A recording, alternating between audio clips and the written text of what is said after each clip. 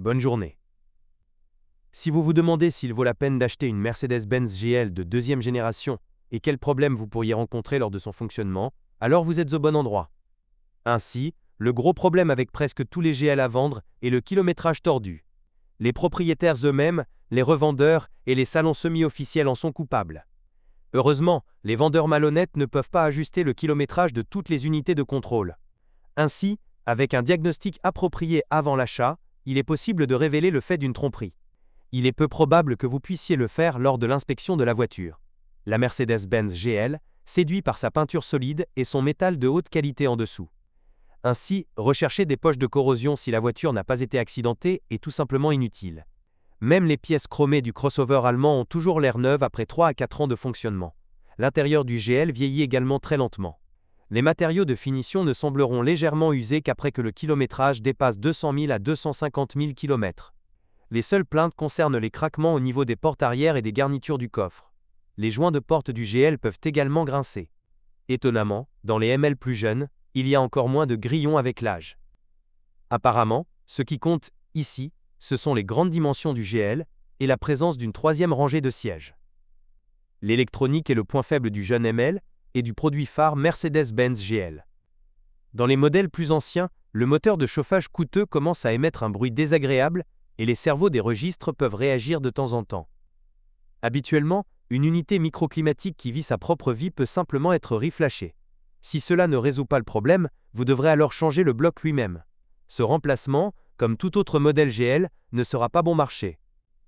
Les premiers exemplaires de GL commencent progressivement à s'effondrer. Les cartes électroniques s'oxydent, le câblage de la colonne de direction s'effiloche, les serrures de porte tombent en panne. Vous devez vérifier très attentivement la fonctionnalité de tous les systèmes électroniques avant d'acheter. C'est encore mieux si cela est fait par un spécialiste du service club qui connaît bien tous les problèmes de ce modèle. Compte tenu du poids considérable du Mercedes-Benz GL, les versions diesel sont les plus demandées sur le marché secondaire. L'option idéale est un moteur diesel de 3 litres déclassé à 249 chevaux. L'unité s'est avérée très solide. La turbine qu'il contient dure au moins 200 000 km et, avec une minuterie turbo, elle peut facilement supporter 300 000 km. La ressource de synchronisation est de 250 à 300 000 km. La chaîne ne devra être remplacée que lorsqu'elle commencera à teinter lors d'un démarrage à froid.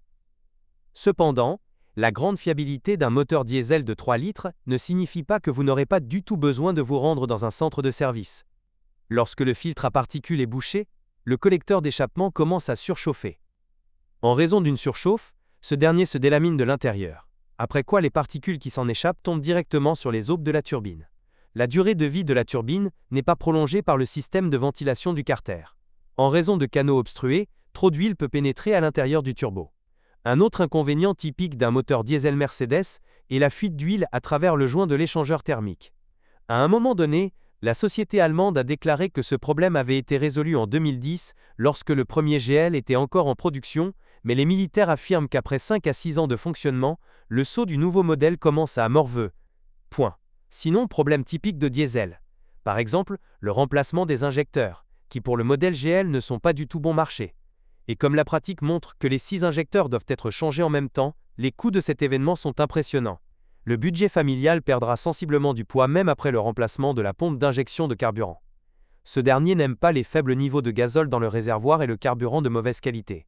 Le problème du gel des volets tourbillonnants du collecteur d'admission devra être rencontré après un kilométrage de 150 000 km. Remplacer l'ensemble du collecteur d'admission est une solution correcte, mais coûteuse. Certains artisans suggèrent de retirer les amortisseurs, mais préparez-vous ensuite à ce qu'après une réparation aussi barbare, la poussée du moteur devienne sensiblement pire. La version GL500 dispose sous le capot d'un moteur essence de 4,7 litres, développant 435 chevaux. La ressource de cette unité est estimée à 200 000 km, mais divers types de problèmes commenceront beaucoup plus tôt. La plainte la plus courante des propriétaires concerne les bruits parasites lors du démarrage du moteur. De par sa conception, le tendeur de chaîne de distribution ne peut pas revenir immédiatement en mode de fonctionnement lors du démarrage du moteur. C'est pourquoi un grondement caractéristique se fait entendre lorsque le moteur n'est pas réchauffé. Dans les cas les plus avancés, un bruit désagréable apparaît également lors du démarrage d'un moteur chaud.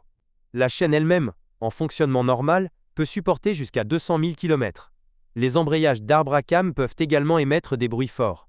Leur durée de vie est de 150 à 200 000 km, mais avec une conduite agressive, elle diminue sensiblement. Dans le cas du GL, la vérification du moteur avec un endoscope avant l'achat est obligatoire. En raison du manque d'huile, du carburant de mauvaise qualité et de la surchauffe, des éraflures apparaissent sur les parois du moteur. Dans le même temps, les éraflures n'indiquent pas du tout un kilométrage énorme. Ils peuvent apparaître déjà à 100 000 km. Vous pouvez retarder leur apparition en réduisant les intervalles de vidange d'huile. Sinon, de nombreux dépôts à haute température s'accumulent dans le moteur, ce qui rétrécit les canaux d'huile et empêche la lubrification normale du moteur. Mais il n'y a aucune plainte concernant la fiabilité des turbines. Ils parcourent 250 à 300 000 km. Ainsi, si votre GL perd subitement sa dynamique habituelle, ce n'est pas la turbine qu'il faut blâmer, mais une pompe à carburant haute pression usée. Cela peut arriver après un kilométrage de 70 à 100 000 km. Compte tenu de la complexité du processus, vous devrez payer cher pour le travail lui-même pour le remplacer. Ce ne sera donc pas une mauvaise idée de vérifier lors de votre achat quelle pression produit la pompe d'injection. Une maladie infantile du 8 à essence est la faiblesse des supports de moteur. Les revendeurs conseillent de remplacer 3 supports à la fois. Des ateliers informels sont prêts à remplacer un seul oreiller. Il a également été installé sur la Mercedes-Benz GL et le frère cadet du G81 V6, essence de 3 litres d'une capacité de 333 chevaux. Ce moteur a hérité de la plupart de ses points faibles du bloc 4,7 litres. La seule exception est l'absence d'éraflures. Le 6 utilise des chemises en fonte, grâce auxquelles l'ensemble cylindre-piston dure très longtemps. De plus, en 2012, le moteur de 3 litres a été modernisé, ce qui l'a rendu plus fiable.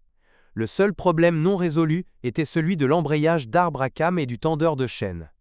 Toutes les modifications du crossover allemand ont une transmission automatique. Avec un entretien opportun et un fonctionnement soigneux, la machine automatique GL n'a pratiquement aucune restriction sur sa durée de vie. Les Allemands recommandent de changer l'huile de la boîte de vitesse tous les 125 000 km. Dans le même temps, pour le boîtier précédent, l'intervalle de remplacement était beaucoup plus court, seulement 50 000 km. À propos, il est inutile de s'appuyer sur un scanner de diagnostic pour diagnostiquer une transmission automatique GL. L'appareil n'affichera des erreurs que lorsqu'il restera très peu de temps avant la révision de la box. Il est bien plus conseillé d'inviter un spécialiste connaissant directement ce modèle pour un essai routier avant l'achat. De par la nature du changement de boîte de vitesse, il pourra déterminer au moins approximativement l'état de la machine automatique. Une légère fuite du joint d'huile avant de la transmission automatique peut être considérée comme normale. L'huile commence à s'écouler à travers ce joint après 15 000 à 20 000 km. Il est recommandé de changer le joint d'étanchéité uniquement lorsque l'huile commence à diminuer trop rapidement. Pour remplacer le joint SPI, vous devrez démonter la boîte de vitesse, vous devrez donc payer cher pour les travaux.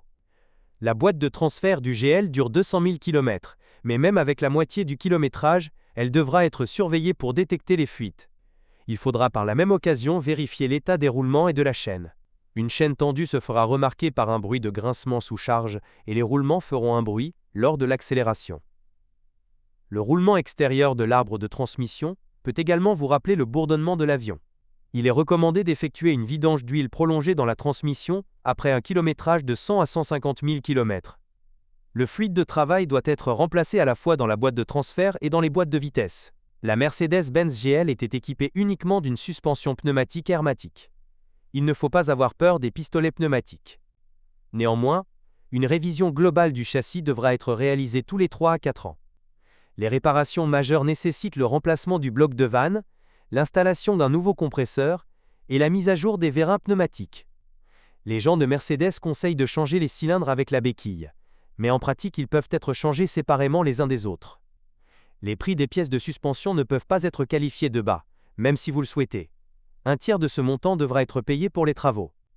Pour prolonger la durée de vie de la suspension pneumatique, il est recommandé de laver les cylindres à chaque lavage. Sinon, la saleté et le sable les frotteront rapidement dans les trous. Il convient également de rappeler qu'il est conseillé de changer les éléments pneumatiques par paire. Dans ce contexte, les faibles amortisseurs à commande électronique, qui commencent à fuir après un kilométrage de 25 à 30 000 km, ne font plus peur, même s'ils ne sont pas bon marché. Dans la génération X166, les ingénieurs de la société allemande ont utilisé une direction assistée électrique. La pratique montre que le système électrique est plus fiable que le système hydraulique. Vous n'avez donc pas à vous inquiéter des pannes soudaines de direction. Quant au système de freinage, le coût des pièces de rechange d'origine sera probablement une mauvaise surprise. Il n'est pas étonnant que même les riches propriétaires ne dédaignent pas leurs homologues beaucoup moins chers. Cependant, vous ne pourrez toujours pas économiser de l'argent en utilisant une Mercedes-Benz GL d'occasion. Cette voiture haut de gamme nécessite le même service haut de gamme, et la conception complexe de la plupart des composants et assemblages n'implique pas des réparations bon marché. Et même si vous parvenez à trouver un exemplaire à faible kilométrage, après 50 000 à 60 000 km, vous devrez toujours vous préparer à de sérieux investissements financiers. Essayer d'économiser de l'argent ne fera qu'empirer les choses. La voiture se transformera simplement en bien immobilier. Pour ceux qui achètent une Mercedes-Benz GL pour le dernier argent, cela arrive souvent. Si vous êtes propriétaire, assurez-vous de laisser un commentaire sur cette voiture. Votre avis aidera certainement les autres à choisir une voiture.